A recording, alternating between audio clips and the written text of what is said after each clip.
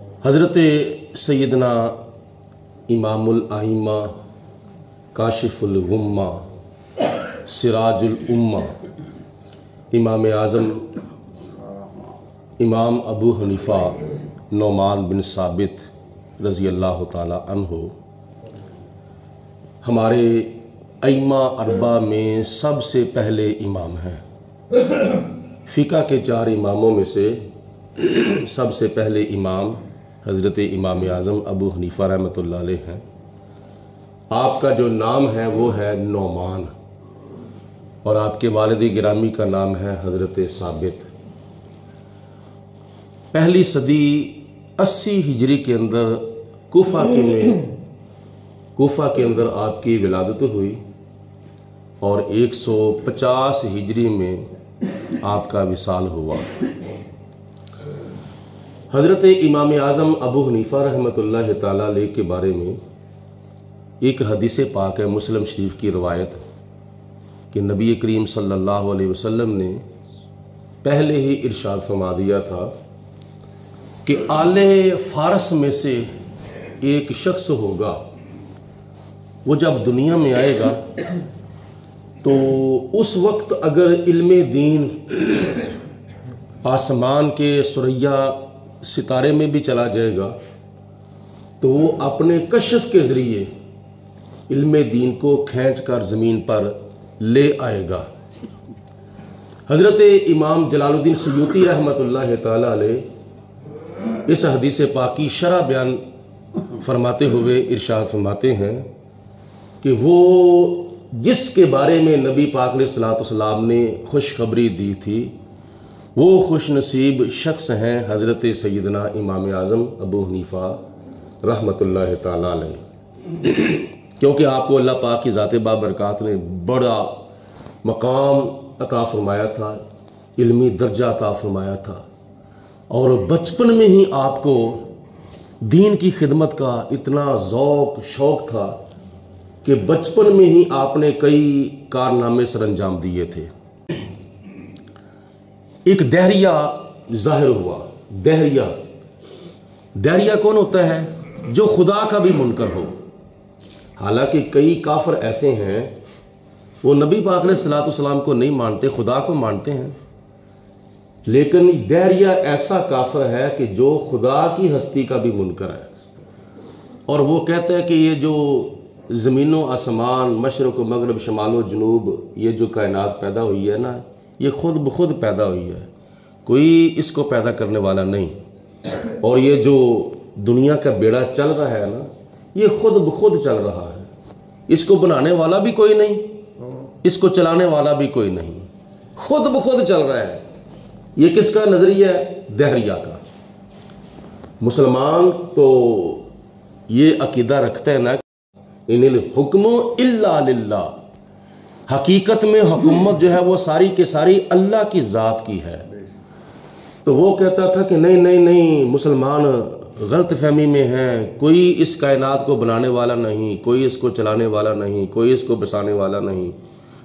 حضرت امام اعظم رحمۃ اللہ علیہ کے کان کے اندر آواز پڑی کہ خدا کی شان کے اوپر حملہ ہو رہا ہے، تو اپنے والد گرامی سے اجازت مانگی کہ آپ مجھے اجازت دیں، میں ذرا اس کو دندان شکن موڑ توڑ جواب دوں، اس کو پتہ چل جائے کہ میں نے مسلمانوں کے خدا کے اوپر یہ اعتراض کیا ہے۔ تو والد صاحب کہتے ہیں کہ وہ تو بڑا فلسفی ہے، بڑا منطقی ہے، بڑا اس کے پاس علم ہے، اور بڑا اس کے پاس دماغ ہے، بڑے بڑے وہ دعوے کرتا پھرتا ہے، تو بچہ ہے، کیا اس کے ساتھ جا کے مقابلہ کرے گا؟ تو جناب امام اعظم عرض کرتے ہیں، حضور مجھے اجازت دیں، اجازت دینا آپ کا کام، دعا کرنا آپ کا کام، اور اس کو دندان شکن جا کے جواب دینا یہ میرا کام ہے، دے دے اجازت۔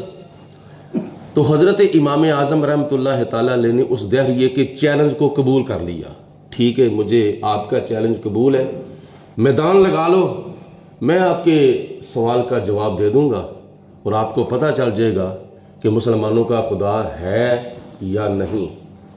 ٹھیک ہے، میدان کے لیے دن مقرر ہو گیا، جگہ کا تعین ہو گیا، وہ پہلے چلا گیا، اور جا کر مسلمانوں کو چیلنج کر رہا تھا کہ آئے نہیں تمہارے امام صاحب ابھی تک، ابھی تمہارے ابو حنیفہ آئے نہیں ہیں۔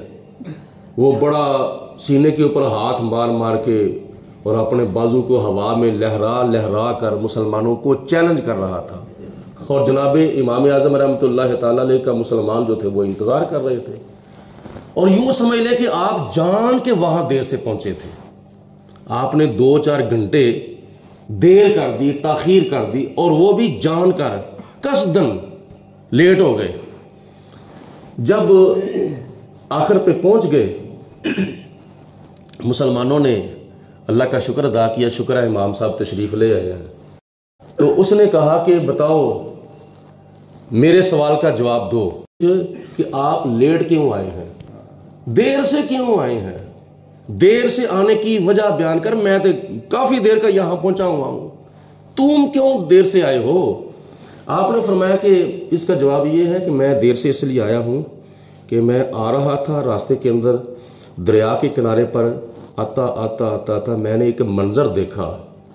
میں نے منظر دیکھا یہ تھا کہ دریا کے اندر ایک درخت کا بہت بڑا، ایسے کر لوگ جس کو پنجابی میں موچھا کہتے ہیں، وہ بہت بڑا حصہ ایک لکڑی کا وہ تیرتا تیرتا آ رہا تھا۔ میں نے اس کو دیکھا کہ خود بخود اس کو چیرا گیا، کوئی اس کو چیرنے والا نہیں، اور پھر میں نے دیکھا کہ اس کے پھٹے بن گئے، پھر میں نے دیکھا خود بخود پھٹے آپس میں جڑنے شروع ہو گئے، پھر میں نے دیکھا کہ ان پھٹوں کی ایک کشتی تیار ہو گئی، پھر میں نے دیکھا کہ وہ خود بخود کشتی چلنے لگ گئی۔ اس کشتی کو بنانے والا بھی کوئی نہیں تھا، خود بخود بن گئی، اور اس کشتی کو چلانے والا بھی کوئی نہیں تھا، خود بخود چلنا شروع ہو گئی۔ یہ منظر دیکھتے دیکھتے مجھے دیر ہو گئی ہے، میں دیکھ رہا تھا کہ یہ ایسے کیسے ہو گیا ہے، اس کشتی کو بنانے والا بھی کوئی نہیں، چلانے والا بھی کوئی نہیں۔ تو میں بڑا حیرت زدہ تھا، میں بڑا حیران تھا، بڑا متعجب تھا کہ یہ ہو کیسے سکتا ہے، یہ کشتی خود بخود بن گئی ہے، خود بخود چلنی شروع ہو گئی ہے۔ بس میں کافی دیر تک اس کشتی کو دیکھتا رہا، اس منظر کو دیکھتے دیکھتے مجھے دیر ہو گئی۔ وہ کہتا ہے بڑی عجیب بات کی ردیت آپ نے، میں سمجھا تھا کہ آپ بڑے عالم ہیں، بڑے آپ فقیہ ہیں، اور بڑا آپ کے پاس دماغ ہے، بڑی سوچ ہے، اور بڑی عقل ہے آپ کے پاس، تو مجھے تو آپ کی بات کے اوپر بڑی حیرانگی ہو رہی ہے، یہ کیسے ہو سکتا ہے؟ تو جناب امام اعظم رحمۃ اللہ تعالیٰ علیہ نے فرمایا مناظرہ ختم۔ اس نے کہا کہ ابھی تو مناظرہ شروع ہی نہیں ہوا، سوال جواب ابھی شروع ہی نہیں ہوئے، تو جب مناظرہ شروع ہی نہیں ہوا تو ختم کیسے ہو گیا؟ جب ختم ہی نہیں ہوا تو فیصلہ کیسے ہو گیا؟ فیصلہ بھی تم بتا رہے ہو کہ میں جیت گیا، تو ہار گیا ہے، تو آپ کیسے جیت گئے ہیں؟ یہ کیسے ہو سکتا ہے؟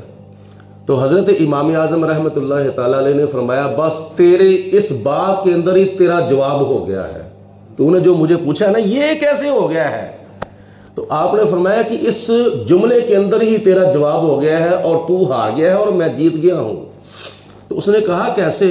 آپ نے فرمایا کہ چھوٹی سی کشتی ہے، ایک چھوٹی سی کشتی دریا کے اندر، تیری عقل کے مطابق وہ خود بخود نہیں بن سکتی، کسی بنانے والے کے بغیر خود بخود نہیں بن سکتی، اور تیری عقل کے مطابق وہ کسی چلانے والے کے بغیر خود بخود نہیں چل سکتی، کہ چھوٹی سی کشتی نہ خود بن سکتی ہے نہ خود چل سکتی ہے بغیر ملا کے۔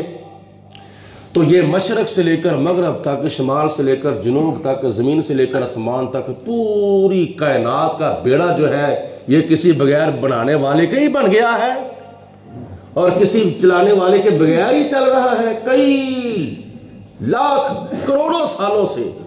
یہ ہمیں تمہیں نہیں پتا کہ کب سے یہ چل رہا ہے، سورج کب سے چل رہا ہے، چاند کب سے چل رہا ہے، سمندر، دریا، یہ ہوا، یہ ساری کائنات کا نظام جو ہے یہ کب سے چل رہا ہے، پتہ نہیں لاکھوں سال ہو چکے ہیں، کروڑوں سال ہو چکے ہیں، تو یہ کسی بنانے والے کے بغیر ہی یہ کائنات بن گئی ہے۔ تیرے بقول ایک چھوٹی سی کشتی بغیر بنانے والے کے نہیں بن سکتی، تو اتنا بڑا بیڑا جو ہے یہ کسی بنانے والے کے بغیر ہی بن سکتا ہے۔ تیرے بقول کوئی کشتی بغیر چلانے والے کے نہیں چل سکتی، تو اتنا بڑا بیڑا جو ہے بغیر چلانے والے کے ہی چل رہا ہے۔ تو اس بات کو سن کر وہ لاجواب ہو۔ رب العالمین کی ذات بابرکات ہم سب کو زیادہ سے زیادہ دین کی تعلیمات حاصل کرنے کی توفیق عطا فرمائے، قرآن پاک پڑھنے کی، پڑھانے کی اللہ تعالیٰ توفیق خاص عطا فرمائے۔ وآخر الدعوانا الحمدللہ رب العالمین۔ صلاۃ و سلام یا رسول اللہ وعلی آلک وصحبک یا خیر حبیب اللہ، الصلاۃ والسلام علیک یا سیدی رسول اللہ۔ اللهم صل على سيدنا ومولانا محمد وعلى آل سيدنا ومولانا محمد وبارك وسلم۔ اللهم ربنا انزل علينا مائدة من السماء تكون لنا عيدا لأولنا وآخرنا وآية منك وارزقنا وأنت خير الرازقين۔ یا رب العالمین اپنا فضل و کرم رحمت برکتیں ہم سب کے شامل حال فرما۔ یا اللہ ہمارے صغیرہ و کبیرہ گناہ معاف فرما۔ یا پروردگار عالم ہماری غلطیاں کوتاہیاں معاف فرما۔ ہمیں زیادہ سے زیادہ اپنا خوف عطا فرما، نبی پاک علیہ السلام کی زیادہ سے زیادہ محبت عطا فرما، مرتے وقت کلمہ پڑھنا نصیب فرما۔ وصلی اللہ علی حبیبہ محمد وآلہ وصحبہ اجمعین۔